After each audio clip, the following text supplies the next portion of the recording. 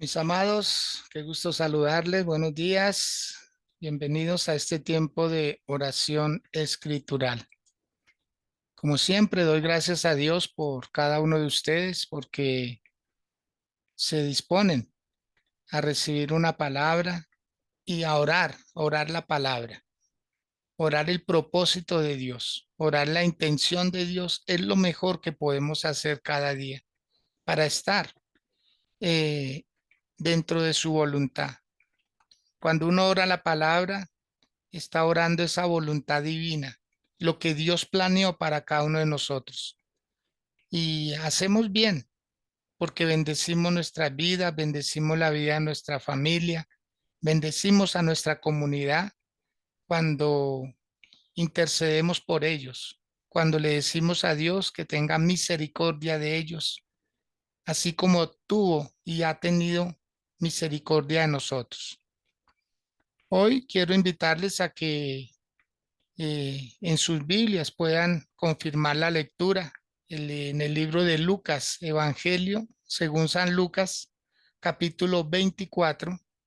Voy a estar leyendo eh, en el título que habla acerca de En el camino a Emaús. Esta hermosa historia que muy conocida por mucho pueblo de Dios, pero que hoy vamos a poder observar algunos detalles muy importantes que nos edifican, que nos hacen bien conocerlos. Y dice así la palabra del Señor. Lucas capítulo 24, verso 13 en adelante dice, y aquí dos de ellos iban el mismo día a una aldea llamada Emaús, que estaba a 60 estadios de Jerusalén, e iban hablando entre sí de todas aquellas cosas que habían acontecido. Sucedió que mientras hablaban y discutían entre sí, Jesús mismo se acercó y caminaba con ellos. Mas los ojos de ellos estaban velados para que no le conociesen. Y les dijo, ¿qué pláticas son estas que tenéis entre vosotros mientras camináis? ¿Y por qué estáis tristes? Respondiendo uno de ellos, que se llamaba Cleofas, le dijo, ¿eres tú el único forastero en Jerusalén que no has sabido las cosas que en ella han acontecido en estos días? Entonces él les dijo, ¿qué cosas? Y ellos le dijeron, de Jesús Nazareno, que fue varón profeta, poderoso en obra y en palabra delante de Dios y de todo el pueblo. Y cómo le entregaron los principales sacerdotes y nuestros gobernantes a sentencia de muerte y le crucificaron. Pero nosotros esperábamos que Él era el que había de redimir a Israel. Y ahora, además de todo esto, hoy es ya el tercer día que esto ha acontecido. Esta es la palabra, mis amados. Lucas capítulo 24. Usted lo puede corroborar. Nada mejor que uno mismo confirmar lo que se está leyendo, que sea palabra de Dios y una interpretación que nos puede ayudar mucho a centrar las ideas, a canalizar las ideas para no divagar, para no improvisar y para no inventar cosas que no están dentro de la palabra del Señor. Acordémonos que Dios con su palabra creó los cielos y la tierra. Dios con su palabra formó todas las cosas que hoy existen. Y Dios con su palabra ha querido transformar nuestras vidas, ayudarnos en el proceso en que llevamos. Definitivamente vivir la vida sin Dios, como que la persona no cumple el propósito, como que la persona no se arraiga a la voluntad de Dios. Y es muy triste, es muy lamentable teniendo tantas oportunidades de poder obedecer su palabra y no hacerlo. Definitivamente yo creo que sería una de las mayores experiencias de las cuales el ser humano se pierde. Vamos a observar estos detalles en esta historia. En primer lugar, dice que iban dos discípulos, dos personas, dos jóvenes que seguían a Jesús. Ellos conocían a Jesús físicamente, lo conocieron, se llenaron de una esperanza como muchos de los de esa época lo tuvieron que hacer. Lo cierto es que ellos estaban esperando por lo que escucharon de las mujeres, por lo que escucharon probablemente del mismo Señor Jesús, de que Él iba a redimir a Israel, de que Él iba a hacer algo extraordinario, algo fuera de lo común, pero no lo terminaron viendo con sus propios ojos, entonces se devolvieron. Ellos albergaban una esperanza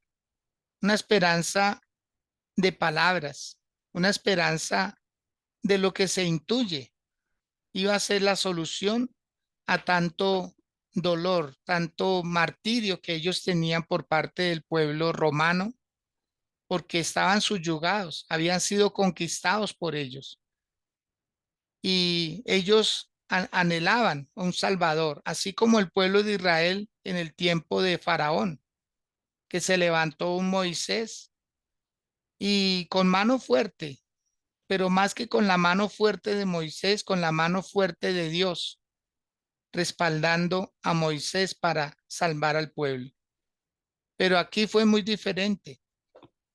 Aquí esta redención sí se iba a dar. Aquí esta libertad sí se iba a dar, pero iba a ser más de índole espiritual, cosa que ellos no entendieron y por eso los interrogantes que empezaron a aparecer. Dice que ellos iban el mismo día, pero ya iban de regreso a Emaús. Se calcula más o menos unos 5 kilómetros de distancia de Jerusalén hasta Emaús. Era un caserío, era un municipio de aquella época y ellos ya iban de regreso. Ellos ya agotaron toda esperanza, se resignaron y empezaron camino de regreso a su casa. Dice que uno de los dos se llamaba Cleofas. Probablemente el doctor Lucas, que fue quien escribió este libro, supo de primera mano por parte de ellos el asunto, porque le colocó el nombre de uno de ellos dos, Cleofas. Era uno de los dos que iban dialogando. El tema, del momento. No se hablaba de otra cosa sino de lo que hizo Jesús y de lo que ya no iba a hacer, porque eso fue lo que creyeron todos. En su gran mayoría, yo me imagino que así como ellos dos, iban muchos por todos lados devolviéndose para, para seguir sus vidas cotidianas, lo normal. O sea, no había acontecido nada extraordinario. Y dice que iban hablando entre sí de todas aquellas cosas que habían acontecido. Pero algo bien particular que aparece en esta bella historia es que dice que sucedió que mientras hablaban y discutían entre sí, Jesús mismo se acercó y caminaba con ellos.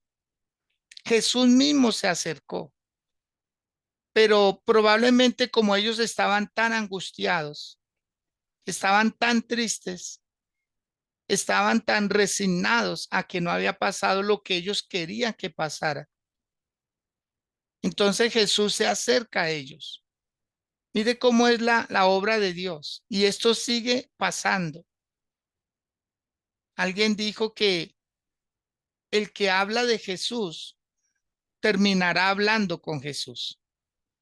Vuelvo y repito eso para que usted también lo pueda subrayar ahí, lo pueda escribir, como si fuera una frase. Todo el que habla de Jesús terminará hablando con el mismo Jesús. Y aquí aconteció eso. Ellos iban hablando de Jesús, de todo lo que había acontecido, de todos los milagros que él había hecho, porque a Jesús ellos lo conocían en parte muy bien. Sabían cómo se llamaba, sabían de dónde era, sabían que era profeta, sabían que había hecho muchos milagros, sabían que él había hablado de una resurrección. Y ellos esperaban algo que el cosmos, bueno, pasarán muchas cosas, pero sobrenaturales. Y dice que Jesús mismo se les acerca, Jesús mismo, pero el Señor por lo general no llega dándose a conocer en su máxima expresión, sino llegó así. Y probablemente no que él se haya disfrazado, que él se haya colocado otra manera, sino que la tristeza de ellos los embargaba tanto que no les permitía ver que esa tercera persona que iba ya con ellos lo tomaron como un forastero, como un caminante, como un errante, como alguien más. Pero dice en el versículo 16 que los ojos de ellos estaban velados para que no le conociesen. Porque lo primero que quería el Señor Jesús en ellos era saber qué tanta información tenían. Y todo lo que Jesús oyó de ellos les dio pie para rebelarse, para que no terminaran creyendo en una religión más, ni mucho menos que la fueran a formar, sino que Jesús por lo general quiere saber si el trabajo que él había hecho, que lo mismo que estaba pasando en ellos estaba pasando en muchas personas y que Jesús se iba a terminar glorificando en todos. Acordémonos que en una de las cartas que el apóstol Pablo le escribió a los Corintios, dice que el Señor se presentó a más de 500 hermanos a la vez, porque el mismo interrogante que tenían estos dos muchachos lo tenía mucha gente alrededor. Entonces lo que hizo el Señor fue manifestarse para que ellos terminaran creyendo que lo que él había venido a hacer se cumplió al pie de la letra. Y dice que los ojos de ellos estaban velados. Pero Jesús les hace una pregunta, versículo 17. ¿Qué pláticas son estas que tenéis entre vosotros mientras camináis? O sea, ellos iban andando, pero tal vez el caminar de ellos no era rápido, era más bien lento, porque dice, ¿y por qué estáis tristes? O sea, ellos caminaban con tristeza. Yo creo que la tristeza ellos no la podían simular. Era evidente que iban muy, pero muy tristes, demasiado tristes, porque ellos esperaban más. Ellos esperaban más. O sea, la expectativa que ellos tuvieron dejó de estar y lo que iba a ser alegría se convirtió en tristeza. Así puede que para que Jesús les hubiera dicho, ¿por qué estáis tristes? Es porque se notaba, se dejaba ver en su hablar, en su andar, en sus actitudes. Su fisionomía no lo podía eh, cubrir, sino que se sentía la tristeza. Y mire lo que dice uno de ellos, que se llamaba Cleofas. Le dijo, ¿eres tú el único forastero en Jerusalén que no ha sabido las cosas que en ella han acontecido en estos días? Mire cómo este muchacho Cleofas le dice, o sea, lo que pasó fue tan grande que es imposible que tú hayas sido el único que no se haya enterado de todo lo que ha acontecido. O sea, Jerusalén había tenido un caos, una revolución completa por lo que había pasado. O sea, todo el mundo estaba como en esa zozobra, en esa expectativa, pero cuando ven que no ocurría lo que ellos querían, entonces comienzan los grandes interrogantes. Y todo el mundo estaba así conmocionado. Pero el Señor les dijo en el versículo número 19. Entonces Él les dijo, ¿qué cosas están aconteciendo? ¿Acaso Jesús no sabía? ¿Acaso él no era el protagonista de todas esas cosas? ¿Acaso él no era el que, por el motivo por el cual Jerusalén estaba así tan revolucionada? Claro, Jesús lo sabía. Pero lo que quería Jesús era saber de parte de ellos que también sabían todo acerca de él. Por eso Jesús les hace la pregunta, ¿qué cosas? Y ellos le dijeron, primero, de Jesús Nazareno, el nombre de él. Se lo sabían bien. No dijeron del profeta ese, no. Lo dijeron con toda seguridad. De Jesús Nazareno. Sabían de dónde era.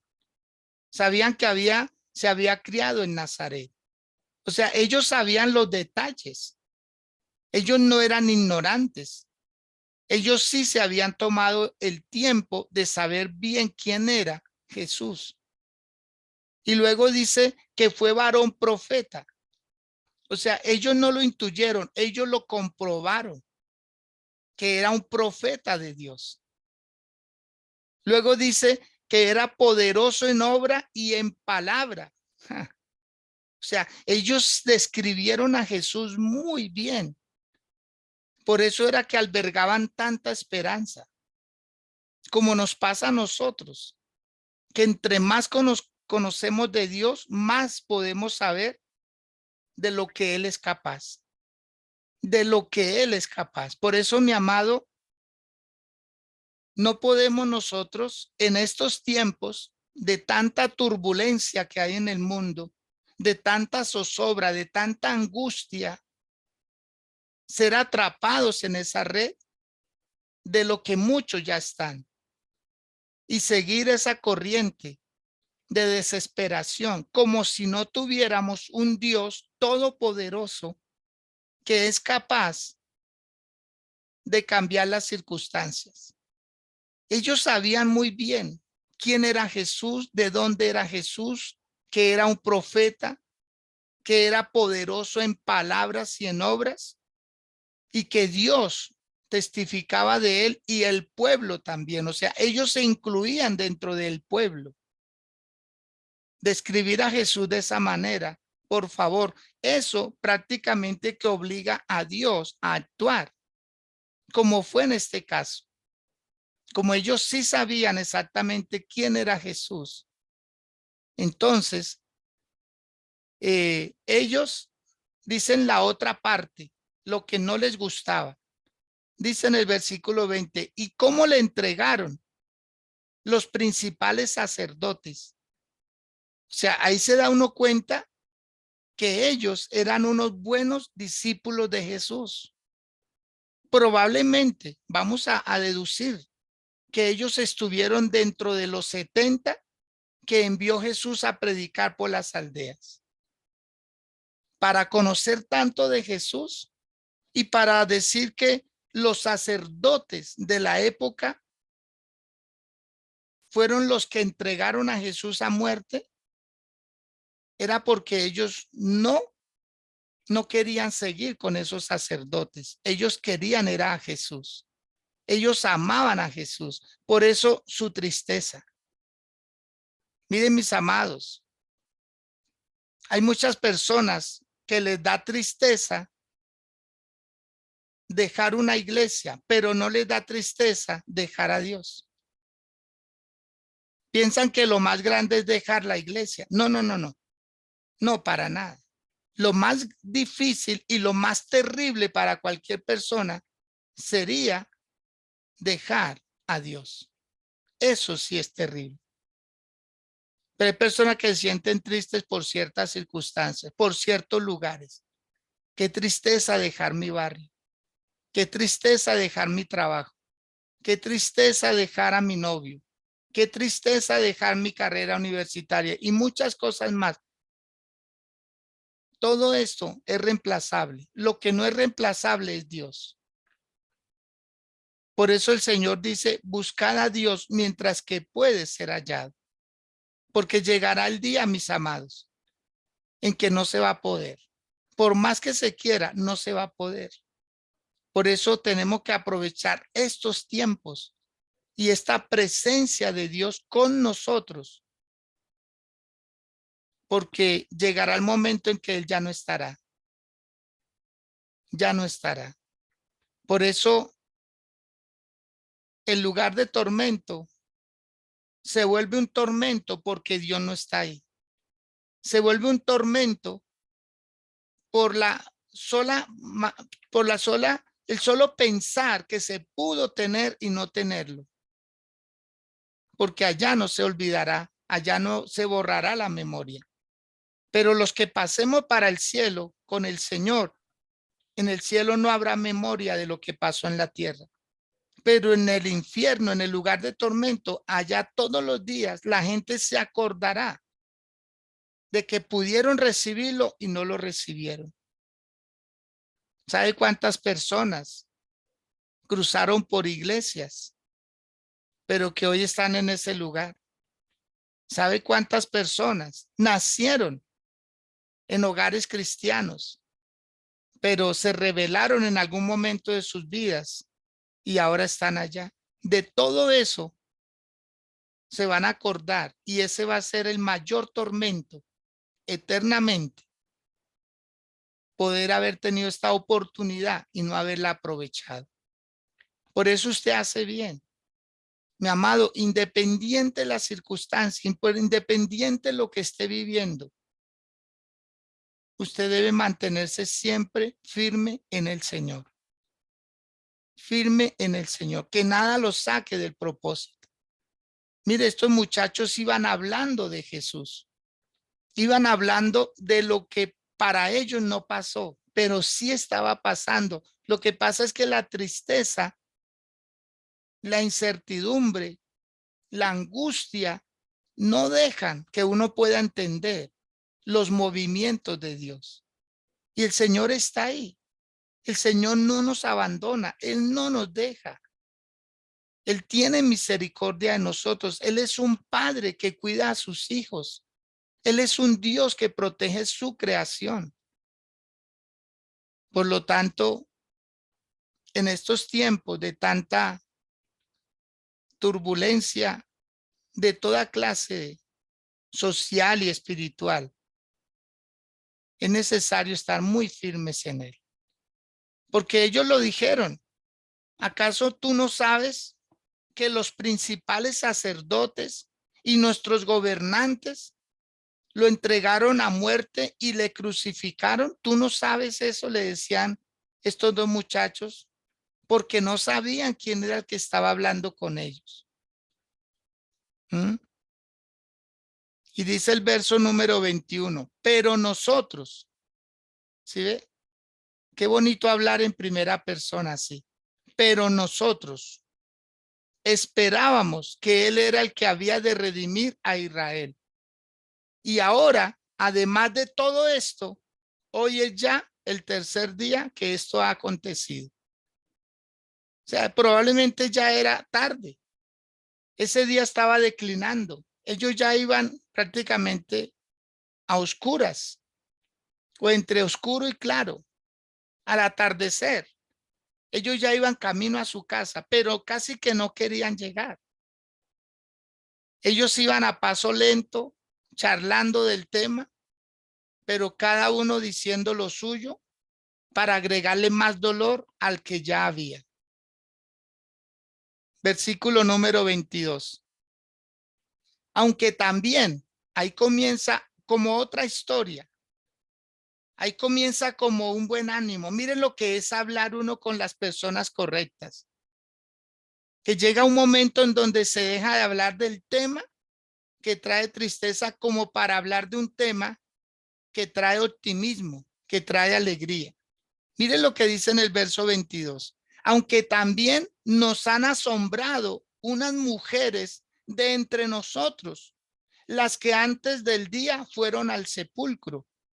Cuando se refieren, las de antes del día, se refiere antes de las 6 de la mañana, antes de que amaneciera. Entonces probablemente fueron a las 4 de la mañana o a las 5. Lo cierto es que fueron antes de que el día, cronológicamente hablando, comenzara.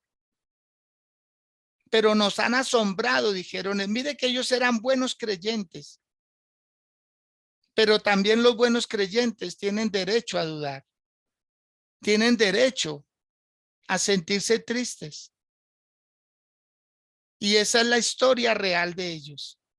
Aunque también nos han asombrado unas mujeres de entre nosotros que fueron al sepulcro y como no hallaron su cuerpo, vinieron diciendo que también habían visto visión de ángeles, quienes dijeron que él vive.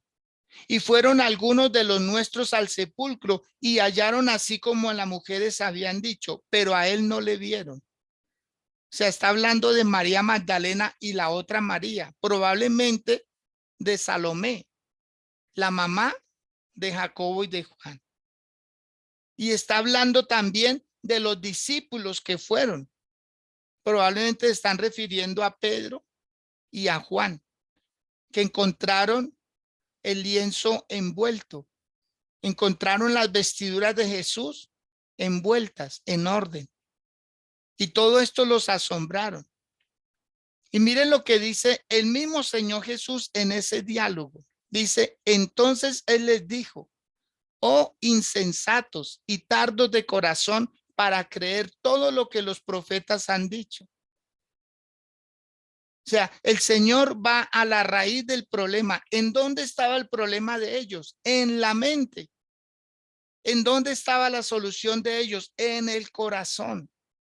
Por eso el Señor dice, insensatos y tardos de corazón para creer.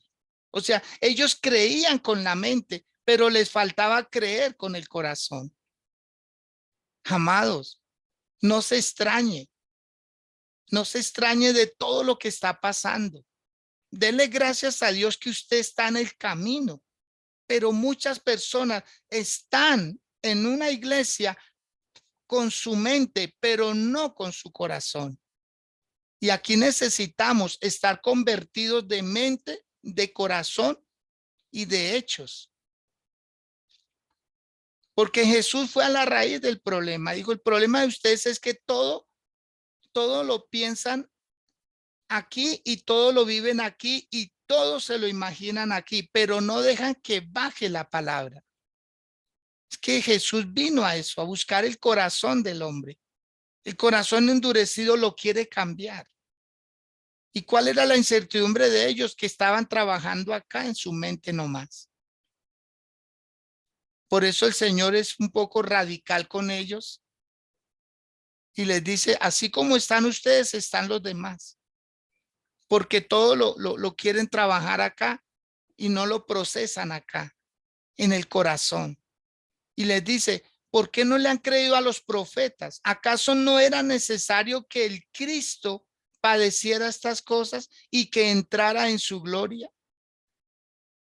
Prácticamente los incluyó dentro de los que dudaban, de los profetas que ya habían venido. Se estaba refiriendo a Isaías, se estaba refiriendo a Ezequiel, se estaba refiriendo al mismo Moisés, que hablaron siempre del Cristo y que iba a resucitar y que tenía que volver a entrar a la gloria de Dios Padre para poder redimir a la humanidad.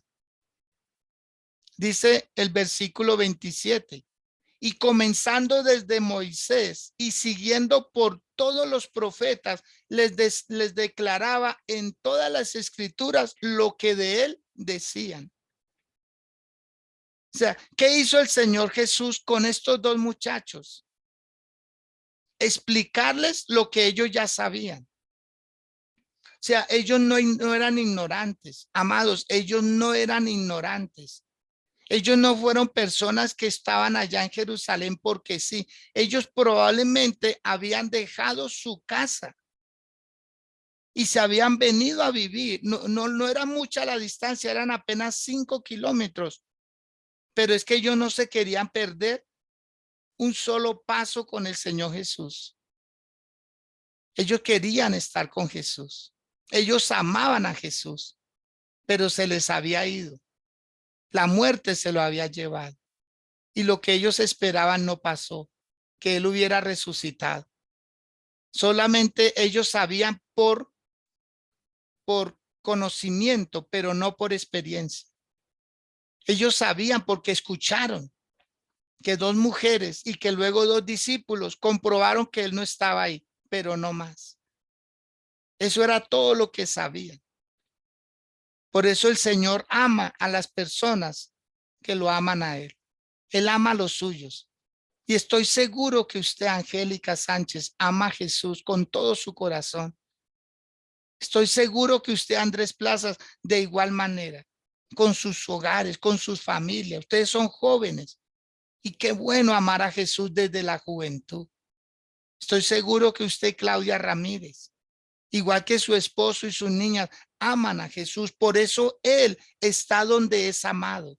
Él está donde es valorado. Él está en el lugar donde se habla de él, porque todo el que habla de Jesús terminará hablando con Jesús. Por favor, no se le olvide esta palabra. Si en su comedor hablan de Jesús, Jesús terminará comiendo con ustedes. Si en su alcoba hablan de Jesús, Jesús terminará estando entre ustedes. Eso pasó acá. Hablaban de Jesús. Jesús dice, yo me hago parte de la conversación. Yo me hago parte del asunto. Si usted incluye a Jesús en sus caminatas, Jesús va a caminar a su lado. El problema es hablar de otras cosas. Y cuando acontezca algo fuera de lo común, querer que Él esté ahí. Cuando ya no se volvió a hablar de Él. Ahora se habla más de la guerra. Ahora se habla más de la economía. Ahora se habla más de política. Ahora se habla más de los descubrimientos. Ahora se habla más de cualquier cosa. De tecnología, menos que de Jesús. Solo hay un letrero en muchas casas que dice Dios está aquí. Oyente silencioso. No, no. Dios no quiere estar donde Él no pueda hablar. Dios no quiere estar donde Él no pueda hacer lo que Él es. Dios. Dios. Dice el versículo número 28. Llegaron a la aldea donde iban y Él hizo como que iba más lejos. Mire, Él obró otro milagro ahí. Él como que hizo que caminaran casi que en cámara lenta, como que dan un paso hacia adelante y dos para atrás. O sea, ese es el amor grande del Señor, que Él amplía el tiempo. Él detiene el tiempo también, porque Él quiere pasar tiempo con nosotros, valga la redundancia. Él ama estar con nosotros. Y por eso Él detuvo el tiempo y empezaron a hablar y hablar y hablar. Y a ellos se les fue la tristeza, a ellos se les fue tal vez la angustia de que no querían llegar, no querían llegar. El mejor lugar para ellos sería donde Jesús estaba. Ellos tenían que volver a su aldea, a Emaús, pero estoy casi seguro que ellos querían era estar en Jerusalén, porque allá era donde había acción. Allá era donde pasaban cosas, allá era donde ellos conocieron el propósito de sus vidas. Y dice el versículo número 29, mas ellos le obligaron a quedarse, diciendo, quédate con nosotros, porque se hace tarde y el día ya ha declinado. Entró pues a quedarse con ellos. Mire, lo obligaron. Yo creo que le alaron las ropas. Yo creo que lo cogieron de los brazos o de tal vez de una pierna. Decían, no se vaya, quédate con nosotros. Tú hablas bueno, tú hablas genial. Tú nos dices cosas que no, para nosotros son nuevas. Qué bonito como hablas, quédate. Pero ellos no sabían que era el Señor Jesús. Ellos no lo sabían. Por lo general Jesús no se presenta de una sola, así. Poco a poco vamos conociendo más de él, gradualmente, gradualmente.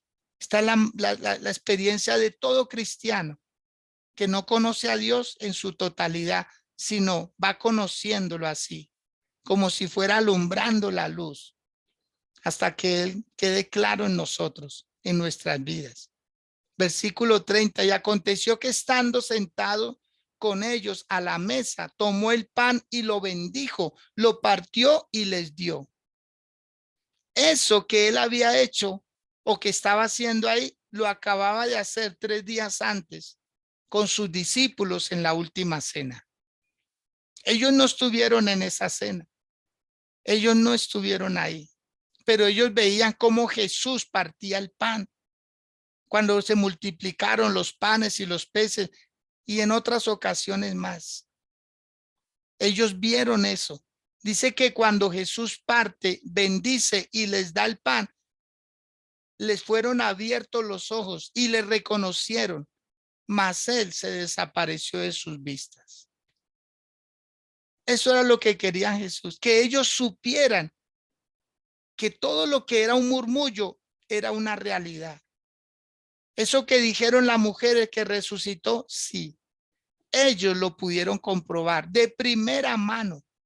Ya no iba a ser por transmisión de alguien, sino que ellos lo vieron con sus ojos, ellos comieron con Jesús, ellos lo tuvieron ahí a la mesa, ellos se sirvieron de él como un adelanto. Así va a ser en el cielo. Él mismo nos va a atender, él mismo nos va a bendecir, él mismo nos va a compartir de su pan, de su alimento. Y se decían el uno al otro: ¿no ardía nuestro corazón en nosotros mientras nos hablaba en el camino y cuando nos abría las escrituras? Ellos ya lo venían intuyendo. Ellos dije, es que tenían un discernimiento. Lo que pasa es que había algo de parte de Dios que no les permitía ver en su totalidad, porque ellos debían saber más acerca de ese Cristo, de ese Jesús. Ellos debían saber más. Y el Señor les otorgó prácticamente ese buen deseo. Y ahí lo vemos, cómo se manifestó de otra manera. O sea, son como varias historias dentro de ese caminar. Y cuando ellos se dan cuenta de todo esto, esta gran realidad, y están seguros ya que es el Señor Jesús, que sí viene la redención para Israel.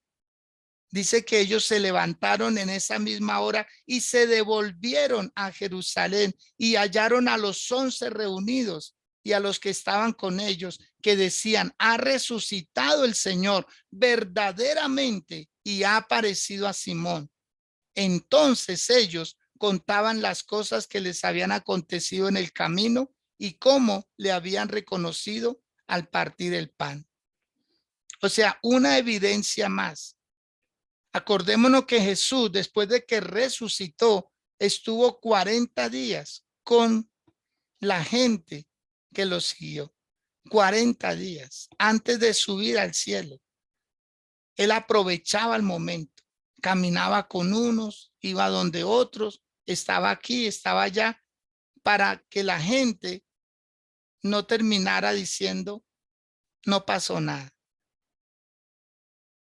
Lo mismo va a pasar contigo, con tu casa, con tu familia. Pero ¿qué es lo que precede a la manifestación del Señor? Hablar del Señor. Por favor, no se distraiga hablando de otras cosas. No se distraiga hablando de lo que pasa en el mundo. Hable de lo que pasa en el cielo. Hable de lo que pasa en la iglesia. Hable del culto. Hable las maravillas que Dios está haciendo. Cuéntele al mundo las maravillas que Dios está haciendo. Cuéntele al mundo cómo Dios te ha transformado, cómo Dios obró ese milagro, cómo Dios obró ese milagro. No hable lo que no ha pasado, hable lo que está pasando. Hable maravillas de Dios. Yo le invito a que ahí donde se encuentra, incline su rostro. Incline su rostro por un momento y vas a orar la palabra. ¿Acaso no te identificaste con estos muchachos? ¿Acaso la palabra no te está diciendo: yo quiero algo así? Estoy convencido que sí. Todos anhelamos más de él. Todos anhelamos más de él. Y hoy es un buen día. Cuando te encuentres con alguien, háblale de él. Háblale. Dile que Él es grande. Como estos muchachos le dijeron al supuesto forastero, ¿eres tú el único que no sabes lo que ha acontecido en Jerusalén de Jesús, el Nazareno? Dile a la gente que ese Mesías que vino y nació en Belén de Judá, ese, ese niño que fue perseguido por Herodes, ese niño que creció y se sujetó a sus padres hasta que llegó el tiempo, perdón, de salir públicamente. Ese Jesús que tuvo más hermanos, ese Jesús que fue responsable, que obraba milagros, que multiplicaba los panes y los peces, que obraba la pesca milagrosas, porque no fue una nomás, fueron varias. Ese Jesús que sanó a los enfermos, que levantó a los paralíticos, que limpió a los leprosos, que resucitó a los muertos. Ese Jesús que se compadecía de la gente. Ese Jesús que sanaba a los enfermos con que solo tocaran el borde de su manto. Habla de Él, habla de Él, habla de Él. Por favor, habla de Él. No hable circunstancias, no hable problema, habla solución. Él es la solución. Él es la solución. Él es la solución. Él es el varón de Galilea. Él es la respuesta. Él es la solución. Porque eso dijeron ellos. Nosotros esperábamos que Él viniera a redimir a Israel. Sí, lo hizo. Él lo hizo. Él no se fue dejándolos así como estaban. No. Él sí redimió a Israel. Lo redimió de un yugo más fuerte que el yugo romano. Lo redimió de la muerte eterna. Lo redimió de los demonios que querían atraparlos con la religión, porque se quedaron en la ley. Y el Señor venía a traer gracia. El Señor venía a traer liberación espiritual. El Señor venía a traer un nuevo estilo de vida. Por eso Él se aparece. Por eso Él se revela. Por eso Él le dice, y ustedes lo que han visto lo van a enseñar a otros. Le van a dar a otros estas palabras y les van a enseñar a avanzar, a crecer, a mejorar. Por eso el día de hoy dile al Dios de los cielos, Señor, te doy la gloria y la honra a ti exclusivamente, porque tú, Señor, has querido caminar conmigo. Razón tiene tu palabra cuando tú dijiste, Señor, que estabas a la puerta llamando, que si alguno desde adentro oía el tocar de la puerta y abría la puerta, tú entrarías ahí y cenarías con ellos. Y ellos cenarían contigo. Hoy, Señor, hoy nosotros lo estamos experimentando. Tu presencia en nosotros, tu presencia que es real, tu presencia que es gloriosa, Señor. Ahí donde se acaba la tristeza, cuando tú llegas, cuando tú estás, Señor, ahí ya no hay abatimiento, porque no nos preocupan las cosas de este mundo, nos preocupa estar en ti, Señor. Esa es nuestra mayor preocupación, estar en ti, que tú estés en nosotros, que podamos estar alineados con tu gran propósito, Señor. ¿Cómo no amarte, Dios? ¿Cómo no exaltar tu gloria? ¿Cómo no exaltar tu grandeza? ¿Cómo no exaltarte a ti, Señor? En el nombre poderoso de Cristo Jesús, te adoramos, te exaltamos. Te damos gracias, Señor, por acompañarnos, por quitarnos las vendas, por quitarnos, Señor, los esquemas pasados, por sacarnos de la religión y introducirnos en esta grandeza como es tu evangelio, el evangelio de vida, el evangelio que nos liga a un propósito y un propósito eterno. Señor, te amamos. Dígaselo con sus palabras. Dígaselo en esta hermosa hora, Señor. Gracias. Señor, gracias. Gracias por haberme sacado de la ignorancia, por haberme sacado del yugo que brinda este mundo, de la esclavitud. Ahora tú me has hecho libre. Ahora, Señor, te puedo conocer a ti. en primera persona, para que ya no nos pase como le pasó a Job cuando dijo, de oídas te había oído, pero ahora, Señor, mis ojos te ven, mis ojos te ven. Y quiero seguirte viendo todos los días, Señor, en mi vida, en mi caminar, en mis experiencias, en mis proyectos, Señor. En todo lo que inicie, en todo lo que emprenda, Señor, tú estarás ahí a mi lado. Lo que no entienda, tú me lo vas a enseñar.